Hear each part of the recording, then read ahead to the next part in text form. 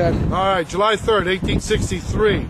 At 1 o'clock in the afternoon, Confederate artillery down here to my right, down where St. Barbara was. The monument to St. Barbara from Louisiana. Miller's battery. In other words, he has 4 guns. And 2 of his guns are going to fire the signal shots that open up the artillery barrage preceding Pickett's charge. Those 2 guns are aimed at this general area, from the copse of trees to Cemetery Hill. Those guns are going to fire for 2 consecutive hours. Lieutenant General James Longstreet will tell Colonel Alexander that when you think you did your job, you tell General Pickett when to attack. So a Lieutenant General tells a Colonel that you tell a Major General when to attack. I do believe General Longstreet has passed the buck. But Alexander will say to him, "Sir, the only way I will know if my job is being completed is by the return rate of fire that I receive." Now Alexander's guns will fire. There's going to be approximately 150 guns total firing in this general direction, and they will fire for 2 hours. One of the problems with the guns, though, they said there's a lot of white smoke. Alexander can't see where his artillery pieces are landing, his cannons are firing to. Most of them are going long over the Union line. On this side of the battlefield, we have Henry Jackson Hunt. Hunt is in chief of artillery of the Union guns. Hunt will fire approximately 100 artillery pieces back from Little Round Top over to Cemetery Hill. Those guns will fire back not quite 2 hours. At this time, Hunt has realized that those boys across the way there, those Confederates, he knew them. Some of them he actually taught how to fire artillery at West Point, that they are no doubt planning to attack us. So Hunt will now order his artillery pieces to slow your rate of fire and then stop, because he knows those Confederates are trying to pound this area. Hunt's guns will start to slow the rate of fire. He orders the ones that are damaged taken off the field. The ammo chests that are blown up, take them off the field. And Alexander across the way will see this. Alexander also realizes that the rate of artillery fire has decreased immensely. He now writes a note to Pickett. He does not order Pickett to attack. He will say to Pickett, not verbatim, but he will say in a general term, if you're going to go, now is the time to go. Otherwise, I will not be able to support you. 18 guns are still firing from that hill. That's Major Osborne's guns. He just didn't get the word. But that's the note that Pickett takes to General James Longstreet, who's sitting just to the left or south of the Virginia Memorial today. He will ask General Longstreet if he should get his men arrayed for battle. Longstreet will say that he said nothing other than nod his head. Pickett now takes his sign to get his men ready for battle. Pickett's men are down here to my left. He has approximately 5,000 men just on the other side of that hill, between the hill and the woods. Pettigrew and Trimble's men are down there by that white farm. They have approximately 7,500 men, for a total of 12,500 Confederates. At 3 o'clock in the afternoon, a breeze is picked up. It blew the smoke off the field. Along the Union wall here, there's approximately 7,000 Union soldiers along this wall. They said that once those Confederates started across those fields, it looked like a grand parade in review. The flags were unfurled, gleaming barrels and bayonets. The Confederates started across those fields. Once they get 1/3 of the way across the field, they are now committed.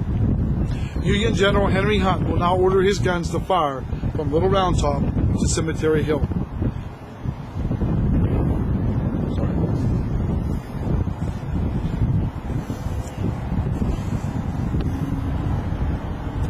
As those guns open fire, the Confederates now have to advance at a quicker pace. They're going to do about 120 steps per minute. As they start to move quicker, they now come across that field, and they will now hit the first fence along Emmitsburg Road. You cannot push the fence over. Every third rail is nailed. The fence is put in a very strong so animals cannot get in to the orchards of the farmers and eat their product. So now you have to climb over the fence. Once you climb over that fence, you're now in the road. The road is 4 foot lower in 1863 than what you're looking at today. You now must climb the second fence, and when you climb that second fence, now you are in the killing fields. Now, these Union soldiers along this wall, some of them will kneel by the wall, some will stand up, but they will fire their weapons along with the artillery pieces that now have changed over to canister. It's like the big shotgun shell. One Union soldier said from 2 feet off the ground to 6 feet off the ground, the only thing I saw was white smoke.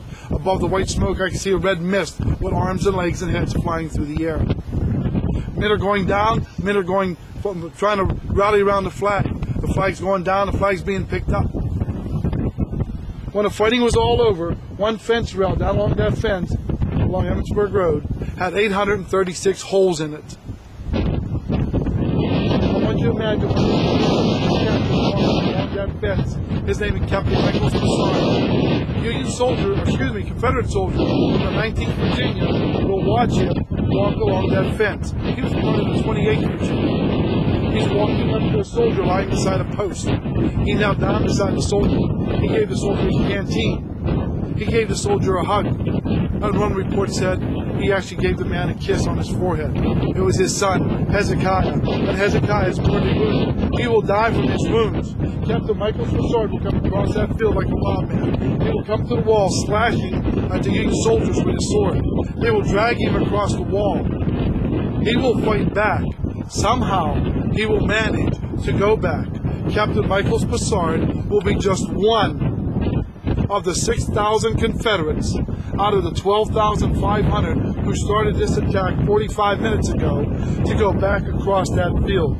In 45 minutes, Pickett's charge is over. In 45 minutes, the Battle of Gettysburg on July the 3rd of 1863 is over.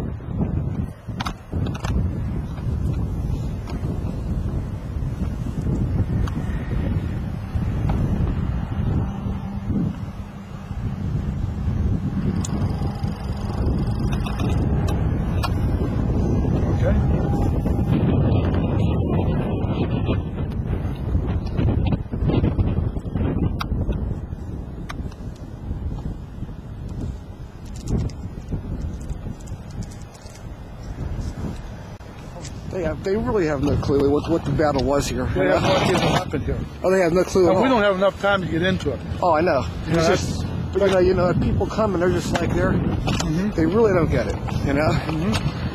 Number one, you know, just how long did it take these guys to everything? I mean, you know, Gettysburg. These guys marched. They had a full march. Sure. A full march. Well, you choose from Alabama. Oh. Down to New Guilford, Pennsylvania. It's called Duffyville today.